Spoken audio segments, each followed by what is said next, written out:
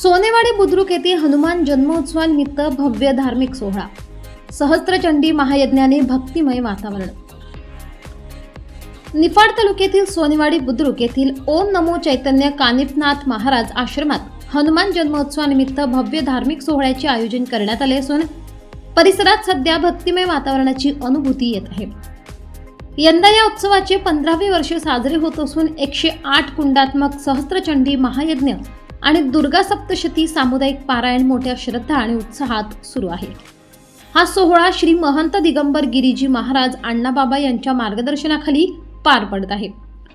गुरुवार दिनांक 26 मार्च 2026 पासून सुरू झालेला हा धार्मिक उपक्रम गुरुवार 2 एप्रिल 2026 पर्यंत चालणार असून दररोज विविध धार्मिक विधी, पूजन आणि पारायणाचे आयोजन करण्यात येत आहे। समारोपाच्या दिवशी 2 एप्रिल रोजी श्री नवचैतन्य कानिफनाथ महाराज यांचा अभिषेक व महापूजा, उत्तरांग हवन, महाबली पूजा, कालिका पूजा, भैरव पूजा तसेच हनुमान पूजन यासारखे विविध विधी पार पडणार आहेत। याच दिवशी सहस्त्रचंडी महायज्ञाची पूर्णाहुती करण्यात येणार असून भाविकांसाठी हा विशेष सोहळा ठरणार आहे। यावेळी महंत दिगंबर गिरीजी महाराज अण्णाबाबा यांचे प्रवचनही आयोजित करण्यात आले असून भाविकांना आध्यात्मिक मार्गदर्शनाचा लाभ मिळणार आहे। या भव्य सोहळ्यासाठी स्थानिकांसह दूरवरूनही मोठ्या संख्येने भाविक उपस्थित राहत असून आयोजकांकडून उत्तम नियोजन व व्यवस्था करण्यात आली आहे। आपली भारतीय संस्कृती ही कालजयी संस्कृती आहे। आपली भारतीय संस्कृती ही मृत्युंजयी संस्कृती आहे। आपल्या या संस्कृतीला वेदांचा आधार आहे। अर्पण, तर्पण आणि समर्पण ही आपली भारतीय संस्कृती आहे। बजरंगबली ज्ञान, भक्ती, विद्या, विभूती, वैराग्याचं प्रतीक आहेत।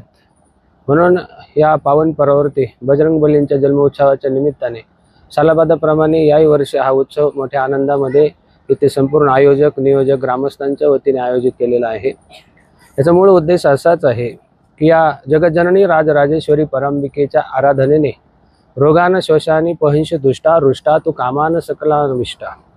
मनुष्य जीवन हे अनंत संभावना आहेत, पण मात्र मनुष्याकडे विचार असेल, विद्या असेल, विभूती असेल तर त्याची जीवनाची जी उच्चतम अवस्था आहेत ही त्याला अनुभूत करता येते।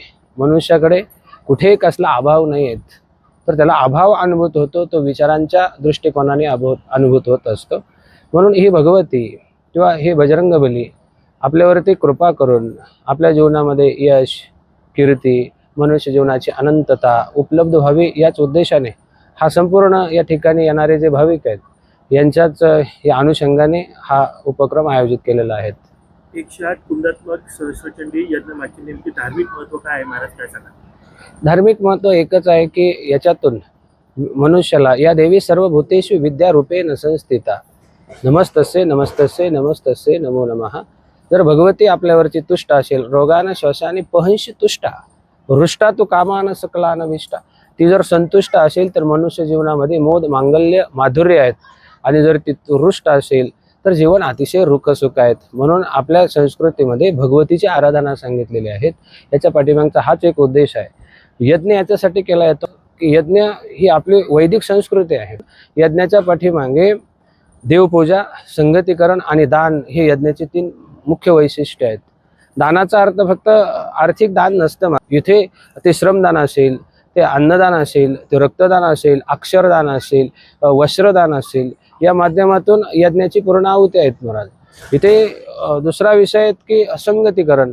या 7 दिवसामध्ये अनेक संत सत्महापुरुष इथे भेट देतात, ज्यांच्याकडे जीवनाचे विचार आहेत, ज्यांच्याकडे जीवनाची परमसिद्धी आहेत, ज्यांनी जीवनाची कुठेतरी आत्मानुभूती घेतलेली आहे। अशा संत सत्महापुरुषांच्या संगतीने मनुष्याच्या जीवनाची की ज्या संगतीने विराग झाला, मनोदरीचा जड भास गेला, साक्षात परमात्मा माझं भेटविला, अशा संत सत्महापुरुषांच्या या संगतीने मनुष्याला विचार आणि वैभव उपलब्ध होत असतं।